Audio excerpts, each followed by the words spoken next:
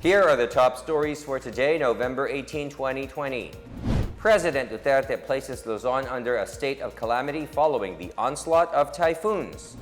Defense Secretary Delfin Lorenzana welcomes placing dam operations during typhoons under NDRRMC control. Malacanang says pushing for a third Bayanihan law to aid victims of typhoons is premature. Immunization activities for polio and measles resume in the Bicol region.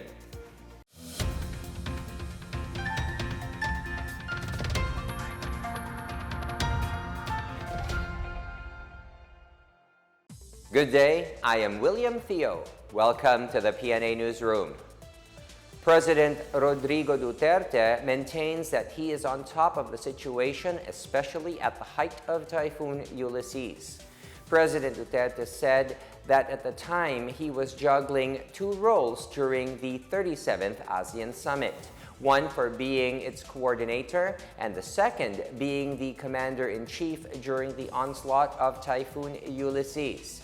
The president labeled VP Robredo as dishonest for pretending not to know that he was attending the ASEAN Summit from November 12 to 15. He said government personnel and resources were pre-positioned 2 to 3 days before the typhoon made landfall. There was a summit meeting. I delivered about 2 speeches. One for my being the coordinator. The Philippines is the coordinator of ASEAN, China. And one pa yung para sa ating bayan. Statement for the country. Huwag ka masyadong purma-purma, hindi mo talaga panahon. Hindi mo pa panahon. Not time to be making a grandstanding coming up with it. Hindi ninyo alam na nagtatrabaho ako na timingan na ito si Summit. Filipinos turned to social media to express their support for President Rodrigo Roa Duterte and to debunk misconstrued narratives of his absence from public eye at the height of typhoons. Hashtag NASAPUSOKOANGPANGULO trends on social media as netizens show support for President Duterte. Presidential Communications Operations Office Secretary Martin Andanar thanked the public for continued support to the administration amid persistent discrediting attempts of critics and the opposition. Secretary Andanar appealed to the public to remain vigilant against misinformation on government responses.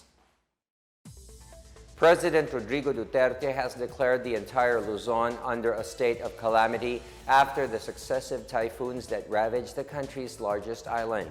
A declaration of a state of calamity hastens rescue, relief, and rehabilitation efforts of the government and the private sector, including any international humanitarian assistance. It also effectively controls the prices of basic goods and commodities in the affected areas. President Duterte stressed the need to construct sturdy evacuation centers to provide shelter to vulnerable members of the population during disasters. At present, schools and public buildings are being used as evacuation centers, which the president said creates an aberration in the movement or in the development of governmental functions and education. Alam mo, it is high time that government consider really, of course, in the government units facing the Pacific Ocean, gamit na gamit ito na we build a strong structure, stronger than a typhoon that would come their way para mapuntahan ng mga tao and maybe small rooms with many comfort rooms where people can really stay for a while. In assessing typhoon damages, the president said that despite the ferocity of the weather disturbances, the government was able to manage the disaster well because of the commendable performance of security forces and government agencies. He praised government troops for their rescue efforts, lauding Defense Secretary Delfin Lorenzana for taking the lead in the planning and deployment of government personnel. As I am quite overly satisfied with the performance of the uniformed personnel of government. The Australian government's assistance since the devastating Super Typhoon Roque and Typhoon Ulysses hit the Philippines has reached 35 million pesos. Australian Ambassador Stephen Robinson reiterated that when the Philippines is in difficulty, Australia will stand by with the Philippines. Before Roque, Canberra prepositioned the whole range of supplies in the Philippines in partnership with the government and the Red Cross. After the United Nations appealed for Typhoon Roque assistance, which was eventually expanded for Ulysses-affected areas, Canberra announced around 28 million pesos more for the Philippine disaster response. The additional aid will be coursed through the UN World Food Program to help affected communities provide for their families and repair their homes. Australia will also support health services and counseling for vulnerable women and girls. The government will use antigen tests to screen families displaced by typhoons for COVID-19. In a press briefing, presidential spokesperson Harry Roque said the government has anticipated the need to conduct testing in evacuation centers. He acknowledged the need to conduct testing to curb the spread of the highly infectious disease, even if physical distancing is already being implemented in evacuation centers. He noted that only those who show signs and symptoms would be prioritized for the test. Roque also assured that evacuees who show signs and symptoms of COVID-19 would immediately be transferred to separate facilities for quarantine. Earlier, Health Secretary Francisco Duque III said the transmission of COVID-19 in evacuation centers was a very strong possibility. Meanwhile, the city government of Pasig has conducted COVID-19 testing for typhoon-affected residents staying in evacuation centers. Mayor Vico Soto said the city government is targeting to complete the testing of some 1,500 evacuees to make sure they are safe from the risks of COVID-19. Soto said the city government is almost done with its house-to-house distribution of relief goods for families affected by flooding in the aftermath of Typhoon Ulysses. Nearly 10,000 residents have evacuated after the rise of Marikina River's water level triggered massive flooding in some parts of Pasig. The Department of Education, or DepEd, will provide financial assistance to teachers and employees severely affected by the recent typhoons. Education Secretary Leonor Briones on Tuesday said she directed all field offices to submit lists of teachers and personnel who were severely affected by the recent typhoons and flooding.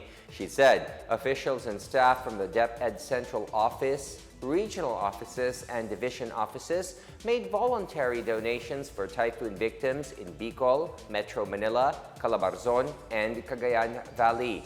Briones said the DepEd is making headway in helping its personnel in getting calamity loans.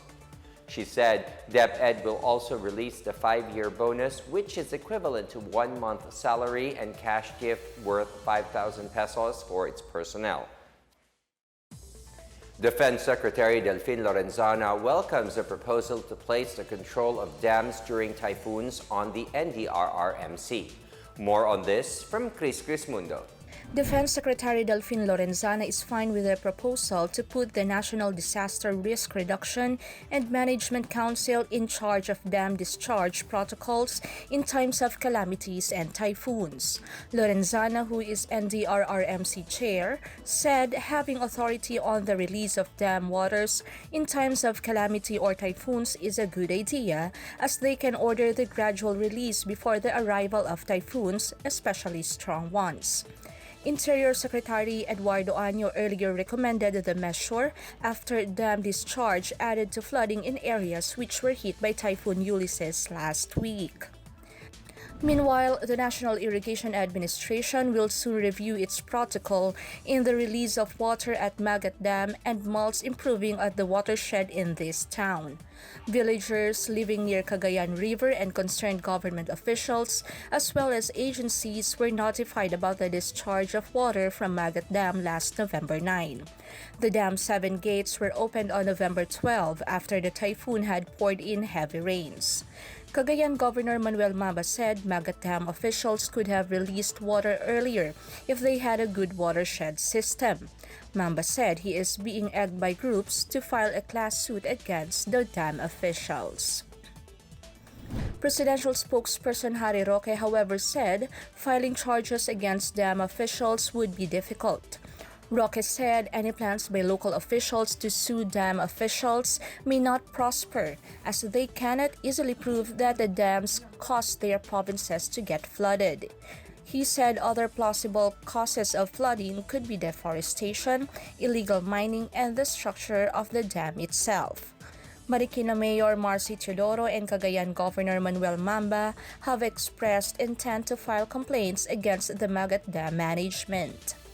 For the PNA Newsroom, I'm Chris Crismundo. Still to come, Malacanang says pushing for a third Bayanihan law to aid victims of typhoon is premature. And Good Samaritans provide food and necessities for typhoon victims in Isabela and Cagayan. More on these when the PNA Newsroom continues.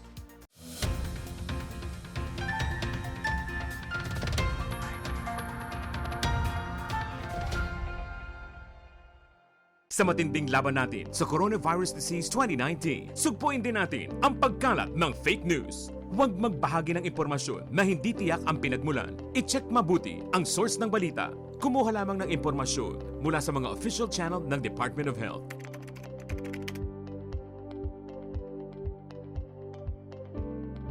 Huwag magpadala sa maling balita, basta't sama-sama at laging handa. Kaya natin to. Isang paalala mula sa DOH, PCOO, KBP at ng himpilang ito.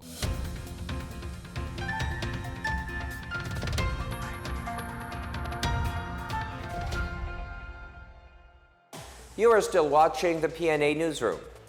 Malacanang said Bayanihan 3 is still premature as the government is still assessing whether the proposed 2021 national budget would be sufficient. Presidential spokesperson Harry Roque, however, said a Bayanihan 3 could be proposed if the 2021 budget would be deemed insufficient. This as Marikina Representative Stella Luz Kimbo filed House Bill 8031 or the Bayanihan to Arise as One Act or Bayanihan 3. Kimbo is proposing for an additional 400 billion pesos in spending package to ensure that help is readily available for social amelioration program, rehabilitation of areas damaged by natural calamities, delivery of basic goods and services, implementation of high-impact infrastructure projects, and boost government assistance to the business sector. Kimbo said the bill requires the National Economic and Development Authority, or NEDA, to craft a long-term plan that would help the country become resilient from future shocks such as pandemics and typhoons. Well, tignan po muna natin, gaya ng sinabi ni Secretary Dominguez, kung anong lalabas dito sa budget na binubuo ngayon sa Kongreso. No? At kung meron pong kakulangan, pwede naman po magpapasa uli ng Bayanihan 3. Pero sa ngayon po, parang premature pa yan dahil hindi pa natin nakikita kung ano magiging anyo at anong mangyayari doon sa proposed budget for 2021. Baka naman po, kung napanood na yan sa 2021 budget, hindi na po kakailanganin ng Bayanihan 3. Tignan po muna natin. Malacanang on Tuesday thumbed down calls for universities and colleges to ease the academic load of students amid the COVID-19 pandemic and the destruction caused by successive typhoons. Presidential spokesperson Harry Roque said universities and colleges have already been flexible under the blended and distance learning scheme being implemented nationwide. The Commission on Higher Education, or CHED, meanwhile decided to extend classes so they can finish their semester. In a radio interview, Education Undersecretary Tonicito Umali said the department would not issue an academic ease as no country has suspended its reopening of classes. Thousands of schools were damaged or destroyed by consecutive typhoons, while other schools are being used as evacuation centers. Meanwhile, President Rodrigo Duterte threatened to slash the funding of the University of the Philippines if students skip classes to join rallies. Duterte also slammed students from Ateneo de Manila University for threatening to go to a mass strike until the government assists communities affected by recent typhoons. He told them to allow the national government to do its job in responding to calamities and the health crisis. Duterte also told militant students to stop schooling if they were to be enticed by communist rebels. Anong silbi namin dito mag-upo lang kung gumalaw para sa tao? At yung gano'n mga, huwag kayong pumasok. I suggest to you, stop schooling. Until mabakunahan lahat ng Pilipino, you resume your duty. Youth volunteers are leading the distribution of free food, water, hygiene, and household kits to flood victims in Ilagan City and Gamu, Isabela.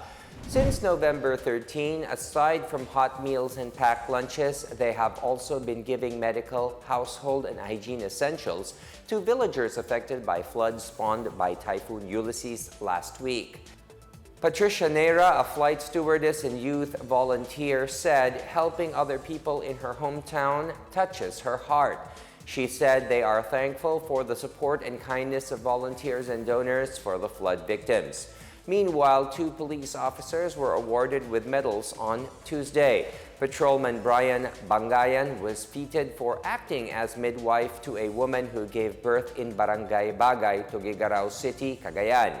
Patrolman Jeric Talosig was also rewarded for saving the 2 boys in a flooded cornfield in Ilagan City, Isabela. Environment Secretary Roque CIMATU on Monday pressed the city government of Cebu to clear creeks and rivers of obstruction to prevent flash floods during heavy rains. CIMATU said the damage brought by Typhoon Ulysses in northern Luzon may also happen here if the city government fails to address violations of the 3-meter easements in creeks, rivers, estuaries, and other waterways.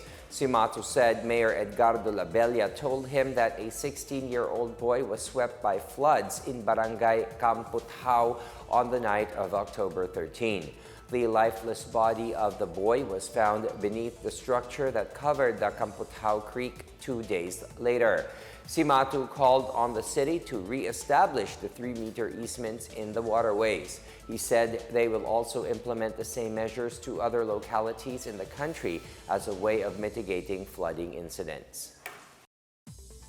The mayor of Dagupan City has donated part of his salary to spread Christmas cheer to the city government's job order employees. More on this and other news from the provinces from Marita Mawahe.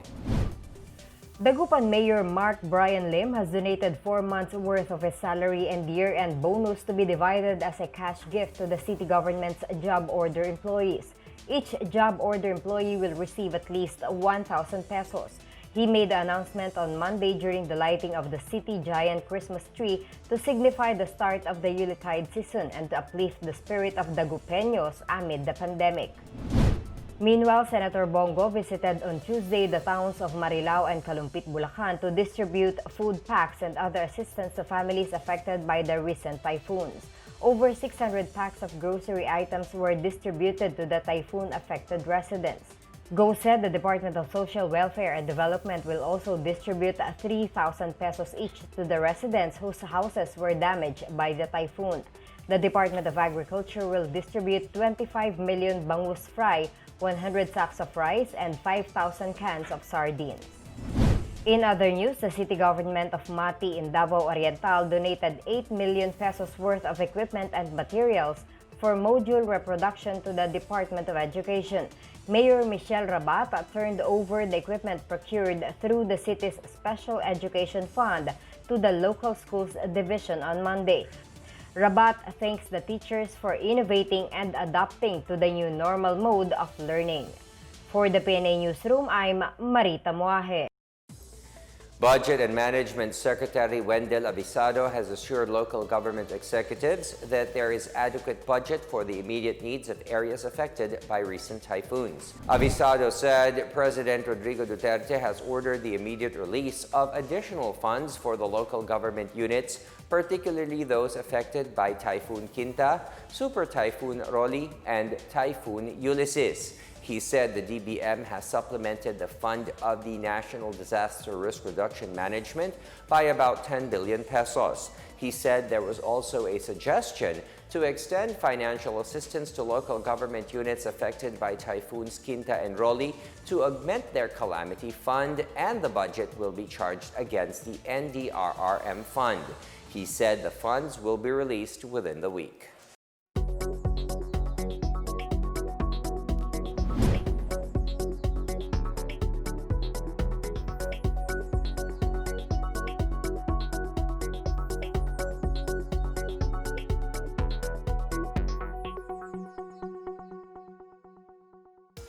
Up next, immunization activities for polio and measles resume in Bicol region. Iloilo City lights up its Christmas lanterns to welcome the Christmas season.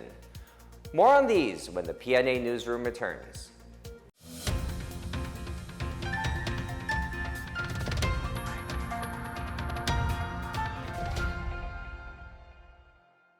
Tandaan ang tamang paraan ng paghuhugas at paglilinis ng kamay upang makaiwas sa iba't ibang karamdaman.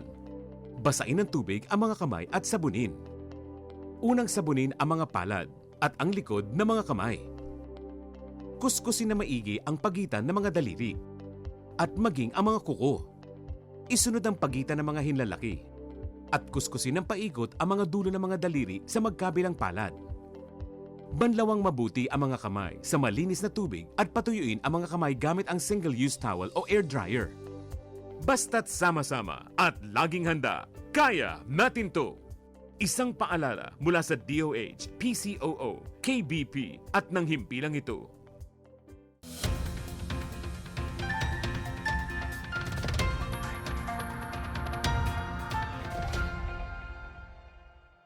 The Philippines may enter into an advanced market commitment through multilateral arrangement with the World Bank. According to National Task Force Against COVID-19 Chief Implementer Cardito Galvez Jr., the government could secure advanced procurement by the end of the year and proceed with the signing of loan agreements with the financial institutions. He said the government could also tap various modes of financing, including private-public tripartite agreement, without any cost to the government. After that, the task force will make a recommendation for an emergency use authorization to be issued by the Food and Drug Administration or FDA through an EO as proposed by the Health Secretary. The task force is eyeing 30 million to 50 million doses of COVID-19 vaccines by the next year once it is rolled out abroad and in the Philippines. After the onslaught of Typhoons Quinta, Roque, and Ulysses in Bicol, immunization activities have pushed through in most areas of the region. The Department of Health Center for Health Development in Bicol is encouraging parents to participate in the measles, rubella, and oral polio vaccine supplemental immunization activity. Over 370,000 or 61% of eligible children have been given vaccination against measles and rubella, and 430,000 or 60% received the bivalent oral polio vaccine. Sorsogon, Masbate, and Camarines Norte will continue the MROPV-SIA except for areas with strict quarantine protocols and those severely affected by the recent typhoons.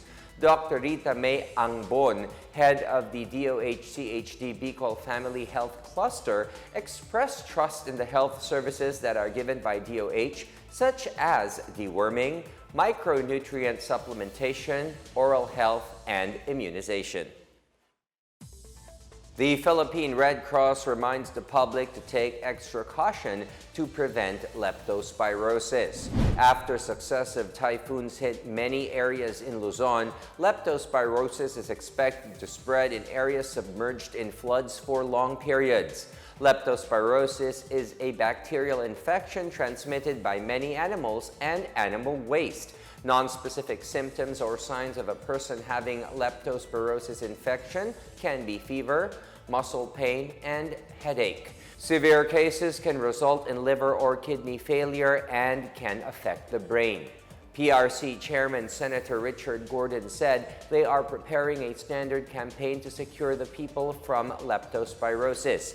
The Red Cross advised the public to avoid swimming or wading in floodwater, use boots or any proper protection available when exposed to floods, drain potentially contaminated water, control rodents in the household, and maintain cleanliness in the house. A 74-year-old member of the New People's Army, or NPA, long wanted for multiple counts of murder and frustrated murder, was finally arrested on Tuesday. Ronaldo Ogama, who is ranked number 4 in the roster of the most wanted persons of the Police Regional Office 5, was arrested on Tuesday at his house in Ginobatan, Albay. Ginobatan Police Chief Major Domingo Tapel Jr. said Ogama was known as Ka-Leo in the NPA and a member of the Larangang 1 Comite Provincial 5 operating in Bicol. Ogama was identified as one of those armed rebels who executed their victims in various villages in Pioduran, Ligao City, and Legazpi City last year. Authorities had earlier offered reward money of 2.2 million pesos in exchange for information that would lead to his arrest. At least 26 cities and towns in eastern Visayas have reopened their tourism industry under the new normal.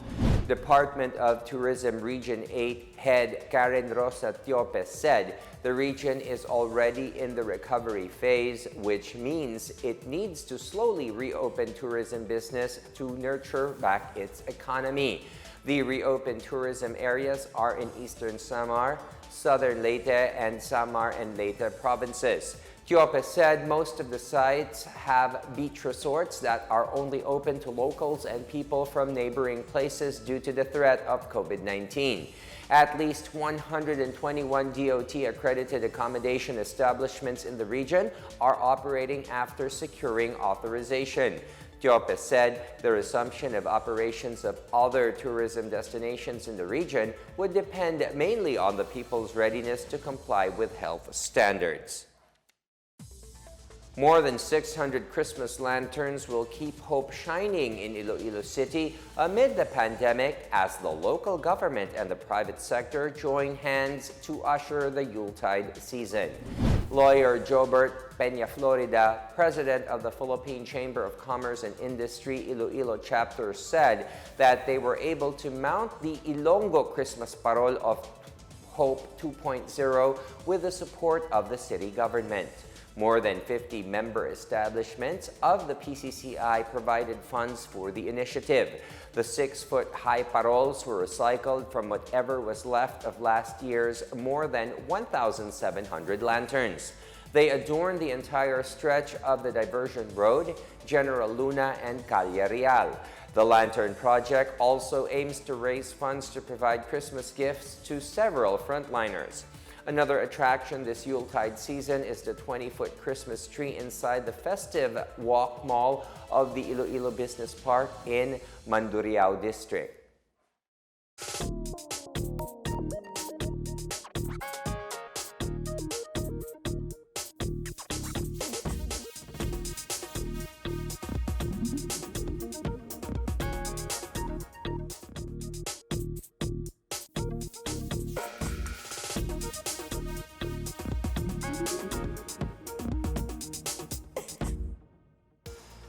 Here's another look at today's biggest stories. President Duterte places Luzon under a state of calamity following the onslaught of typhoons. Defense Secretary Delfin Lorenzana welcomes placing dam operations during typhoons under NDRRMC control. Malacanang says pushing for a third Bayanihan law to aid victims of typhoons is premature. Immunization activities for polio and measles resume in the Bicol region. Thank you for watching another episode of the PNA Newsroom. To check more news content, visit our webpage or head onto the Philippine News Agency's Facebook and Twitter accounts. For more stories about the government and how it serves Filipinos, look for these hashtags in all of our social media platforms and websites. We are shown on the pages of the PCOO and its attached agencies. Also watch us on television on PTV4 and IBC 13. And that's your daily dose of the biggest stories that you need to know. From the PNA Newsroom, I am William Theo. Good day and stay safe, everyone.